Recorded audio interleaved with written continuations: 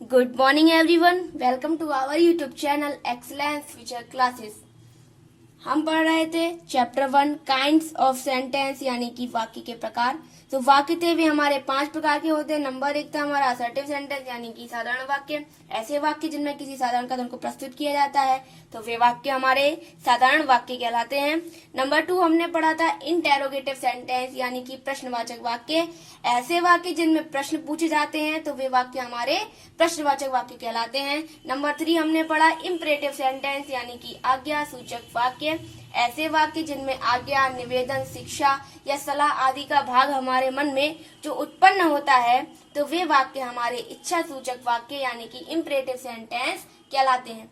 Number 4 हमने अभी पढ़ा एक्सक्लेमेटरी सेंटेंस यानी कि विस्मयादि बोधक वाक्य, तो ऐसे वाक्य जिनमें आश्चर्य, खुशी या दुख का भाव हमारे मन में जो प्रकट होता है, तो वे वाक्य हमारे एक्सक्लेमेटरी वाक्य कहलाते हैं। सारे जो हमारे सेंटेंस है इनकी हमने परिभाषा और एग्जाम्पल को पिछले वीडियो में पढ़ चुके हैं। आज हम पढ़ेंगे नंबर 5 ऑप्टेटिव सेंटेंस यानी कि इच्छा सूचक वाक्य। तो ये किस प्रकार के वाक्य होते हैं? ऐसे वाक्य जिनमें किसी को आशीर्वाद दिया जाता है या अपनी इच्छा के भाव को प्रकट किया जाता है, तो ऐसे वाक्य हमारे इच्छा सूचक वाक्य यानी कि ऑप्टेटिव सेंटेंस कहलाते हैं। तो हम इसकी परिभाषा लिखते हैं, ऐसे वाक्य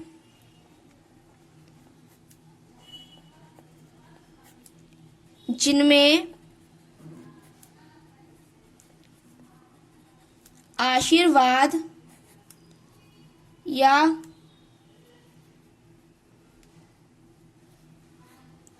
अपनी इच्छा के भाव को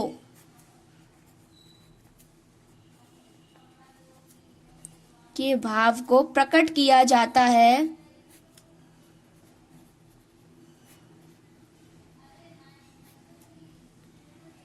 तो वे वाक्य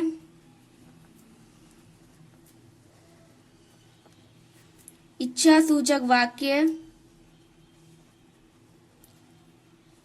यानी कि ऑप्टेटिव सेंटेंस कहलाते हैं। ऑप्टेटिव सेंटेंस कहलाते हैं।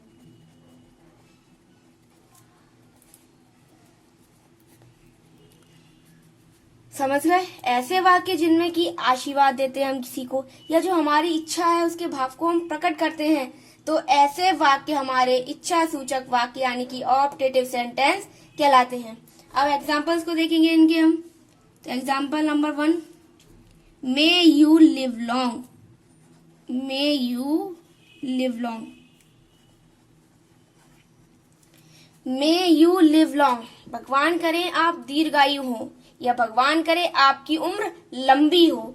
तो हम इसमें किसी को आशीर्वाद ही तो दे रहे हैं कि भगवान करे आप हजारों वर्ष जिए या भगवान करे आप 100 वर्ष जिए या भगवान करे आपकी उम्र बहुत लंबी हो। तो ये जो इस प्रकार के वाक्य ये सब आशीर्वाद देने वाले वाक्य हैं।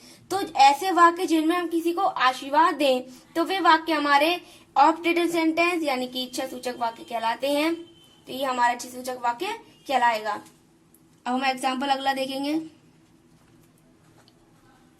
Oh that I am a minister. Oh that I am a minister. अच्छा होता कि मैं एक मंत्री होता। अच्छा होता कि मैं एक मंत्री होता। तो इसमें अपनी इच्छा को प्रकट कह रहे हैं कि काश मैं एक मंत्री होता। तो ये हमारा इच्छा ही तो है, हमारी मंत्री बनने की इच्छा ही तो है कि अच्छा होता कि मैं एक मंत्री होता।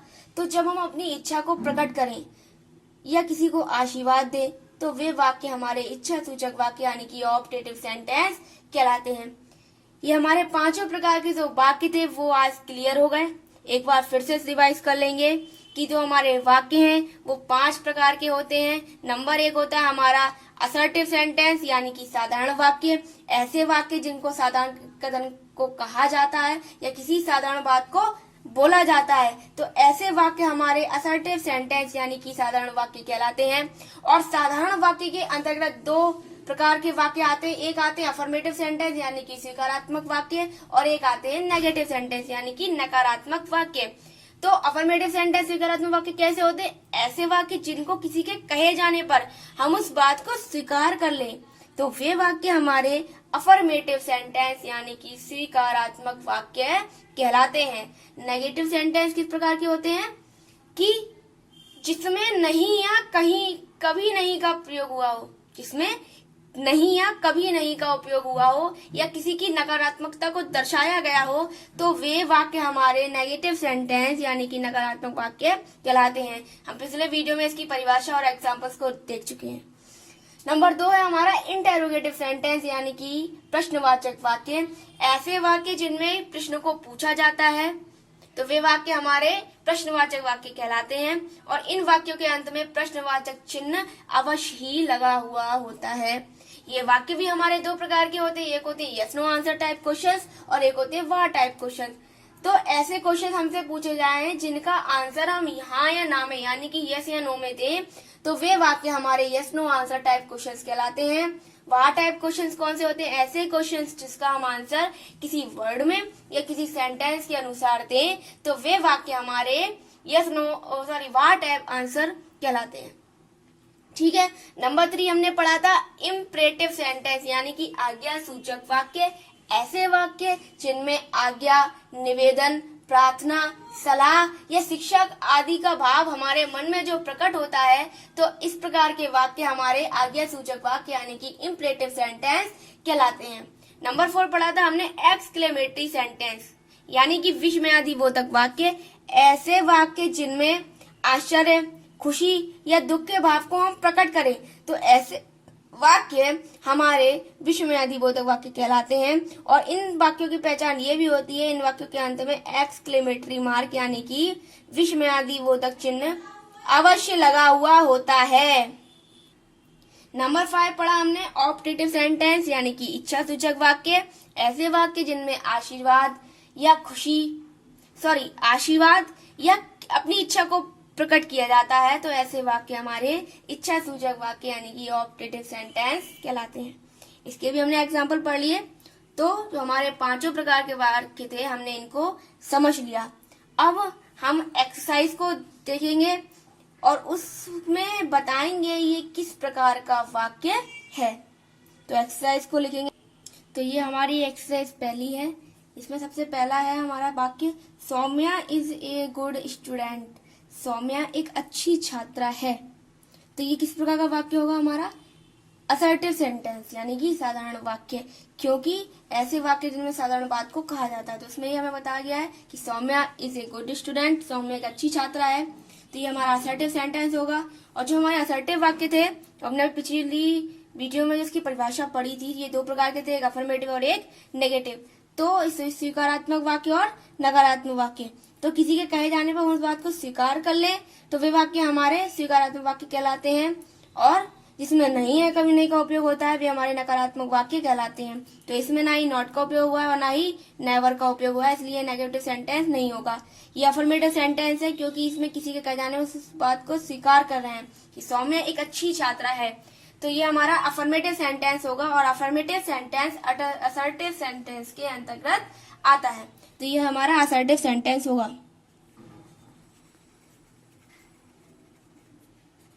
आप इसको ध्यान से समझेंगे कि किस प्रकार के वाक्य होते हैं।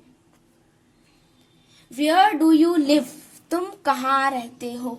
तो इसमें हमसे किसी ने प्रश्न पूछा कि तुम कहाँ रहते हो, और दूसरी पहचान इसकी ये है कि इसके अंत में प्रश्नवाची चिन्ह अवश्य लगा हुआ होता है। तो Where do you live? तुम कहाँ रहते हो? तो ऐसे वाक्य जिनमें प्रश्न को पूछा जाता है, तो वे वाक्य हमारे इंटेरोगेटिव यानी कि प्रश्नवाचक वाक्य कहलाते हैं। ये भी हमारे 2 टाइप्स के होते हैं। नंबर 1 होता है हमारा yes no answer type question और नंबर 2 होता है हमारा वाह टाइप क्वेश्चन। तो ऐसे क्वेश्चन जिसका हम आंसर यस या नो में दे, तो वे वाक्य हमारे yes no answer type question कहलाते हैं। और वाह टाइप क्वेश्चन जिसका उत्तर हम किसी वर्ड में किसी सेंटेंस में दे, तो ये हमसे ये प्रश्न पूछा जा रहा है कि वेयर डू यू लिव? तुम कहाँ रहते हो? तो इसका हम आंसर क्या देंगे? किसी वर्ड में देंगे या किसी सेंटेंस में देंगे, यस या नो में तो नहीं देंगे। तो इसलिए ये हमारा वह टाइप क्वेश्चंस कहलाएगा और वह टाइप क्वेश्चन हमारे इंटेरोगेटिव सेंटेंस के अंतर्गत आते हैं। पहले हम इसको समझेंगे कि किस प्रकार का वाक्य होता है, फिर उसका पता लगाएंगे कौन सा सेंटेंस है। पहले हमने इसमें देखा ये yes no answer type question है, वाह टाइप क्वेश्चन है, तो ये वाह टाइप क्वेश्चन है और वाह टाइप क्वेश्चन हमारा इंटेरोगेटिव सेंटेंस यानी कि प्रश्नवाचक वाक्य के अंतर्गत आते हैं। अगला वाक्य देखेंगे, लता come here, Lata come here, लता यहाँ आओ। तो इसमें हम किसी को आज्ञा दे रहे हैं कि लता कम हियर, लता यहाँ आओ। तो जब हम किसी को आज्ञा देते हैं, निवेदन करते हैं, प्रार्थना करते हैं, सलाह देते हैं, शिक्षा देते हैं, तो वे वाक्य हमारे आज्ञा सूचक वाक्य यानी कि इम्परेटिव सेंटेंस कहलाते हैं। तो ये वाक्य हमारा कौन सा होगा? इम्परेटिव सेंटेंस होगा। इसके आगे लिख देते हैं इम्परेटिव सेंटेंस। इन सारे वाक्यों की परिभाषाएं पढ़कर हम समझ सकते हैं किस प्रकार का वाक्य है, इसलिए हमें इन सबकी परिभाषाओं को ध्यान में रखना होगा और ध्यान में रखकर ही इन वाक्यों को बनाना पड़ेगा।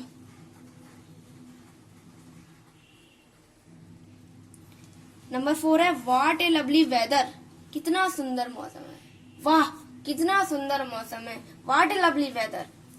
तो जब हम किसी चीज को देखकर आश्चर्य व्यक्त करते हैं, तो हमने मौसम को देखकर आश्चर्य व्यक्त किया कि वाह कितना सुंदर मौसम है, तो ये हमारा एक्सक्लेमेटरी सेंटेंस होगा। और इन वाक्यों की पहचान ये भी थी कि इनके अंत में एक्सक्लेमेटरी मार्क अवश्य ही लगा हुआ होता है, तो ये हमारा एक्सक्लेमेटरी सेंटेंस कहलाएगा। Exclamatory sentence. अगला सेंटेंस है 5वां, मे ही बी ए रिच मैन, भगवान करे कि वह एक अमीर आदमी बन जाए या हो जाए। तो हम इसमें किसी को आशीर्वाद दे रहे हैं कि भगवान करे कि वह एक अमीर आदमी बन जाए। तो जब हम किसी को आशीर्वाद देते हैं या अपनी इच्छा के भाव को प्रकट करते हैं, तो वे वाक्य कौन से होते हैं? हमारे ऑप्टेटिव सेंटेंस यानी कि इच्छा सूचक वाक्य। तो ये हमारा ऑप्टेटिव सेंटेंस कहलाएगा। Optative sentence. अगला है 6, why are you hungry, why are you hungry, तुम क्यों भूखे हो। तो इसमें पहली बात तो प्रश्नवाचक चिन्ह लगा हुआ है, तो ऐसे ही पता चल गया कि इंटरोगेटिव सेंटेंस यानी कि प्रश्नवाचक वाक्य है। फिर इसमें क्वेश्चन पूछा गया है कि तुम क्यों भूखे हो, तो ये हमारा वाह टाइप क्वेश्चन होगा, क्योंकि इसका हम जो आंसर है वो सेंटेंस में देंगे, किसी वाक्य में देंगे कि तुम क्यों भूखे हो। किसी ने हमसे पूछा तुम क्यों भूखे हो, तो हमारी जो भी रीजन होगा हम उसे वो बताएंगे कि हम किस लिए भूखे हैं। तो ये हमारा वाह टाइप क्वेश्चन होगा और वाह टाइप क्वेश्चन हमारा इंटेरोगेटिव सेंटेंस के अंतर्गत आता है। तो पहले लिखेंगे हम इंटेरोगेटिव सेंटेंस। Interrogative sentence. अगला देखेंगे हम, ऑलवेज हेल्प नीडी, हमेशा जरूरतमंद की सहायता करो। नीडी यानी कि जो जरूरतमंद हो या जिन्हें हमारी जरूरत हो, तो हमेशा जरूरतमंदों की सहायता करो। तो इसमें हम किसी को शिक्षा दे रहे हैं कि हमेशा जरूरतमंदों की सहायता करो या हमेशा गरीबों की सहायता करो। तो जब हम किसी को शिक्षा देते हैं, सलाह देते हैं, तो वे वाक्य हमारे इम्परेटिव सेंटेंस यानी कि आगे सूचक वाक्य कहलाते हैं। तो लिखेंगे इम्परेटिव सेंटेंस। हमें कोई भी वाक्य बनाने के लिए सबसे पहले उसकी परिभाषा याद होनी चाहिए, तो इसलिए हम पहले परिभाषा को याद करेंगे, उसके बाद इन वाक्यों को बनाएंगे। अगला है what a fool you are, what a fool you are, तुम कितने मूर्ख हो, तुम कितने मूर्ख हो। तो ये हमने आश्चर्य से प्रकट किया कि what a fool you are, तुम कितने मूर्ख हो। तो जब हम आश्चर्य को व्यक्त करते हैं तो हमारा एक्सक्लेमेटरी सेंटेंस कहलाता है। तो ये भी हमारा एक्सक्लेमेटरी सेंटेंस होगा। एक्सक्लेमेटरी सेंटेंस, ठीक है। अगला पढ़ेंगे दीज मैंगो आर राइप, ये आम पके हुए, ये आम पके हुए हैं। तो ये आम पके हुए हैं एक साधारण वाक्य है कि ये आम पके हुए हैं। तो जब हम किसी साधारण बात को कहते हैं तो वे वाक्य हमारा कौन सा कहलाता है? Assertive sentence. तो यहाँ लिखेंगे हम असर्टिव सेंटेंस।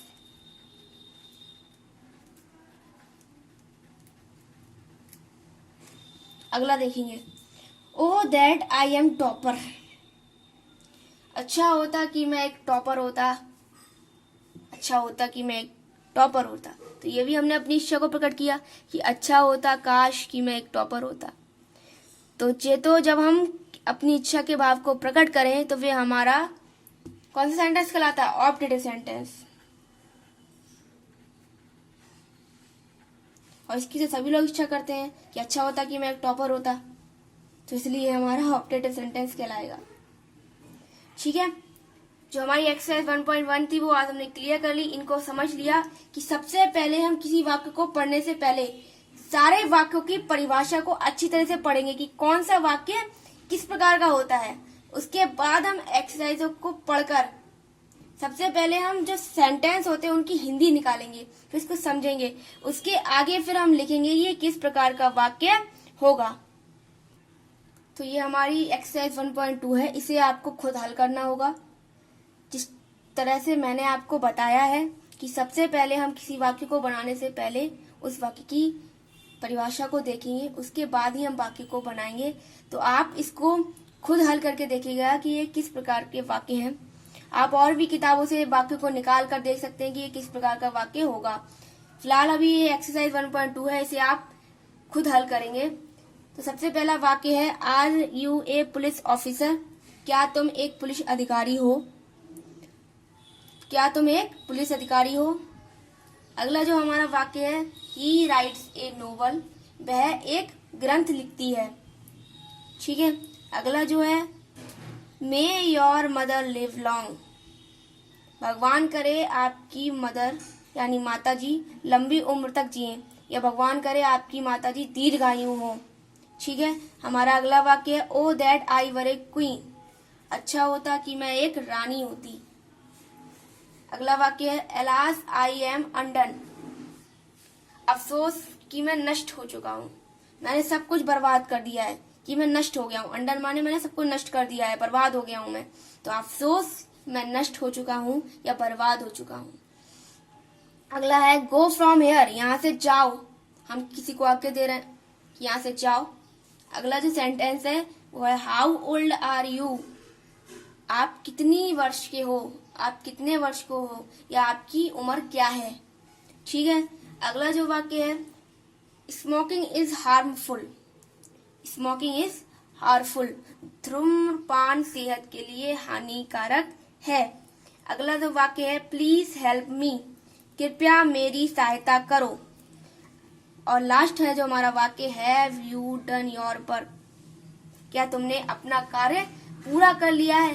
तो ये हमारे 10 सेंटेंस हैं जिसको आपको खुद लिखना है, ये किस प्रकार के वाक्य हैं।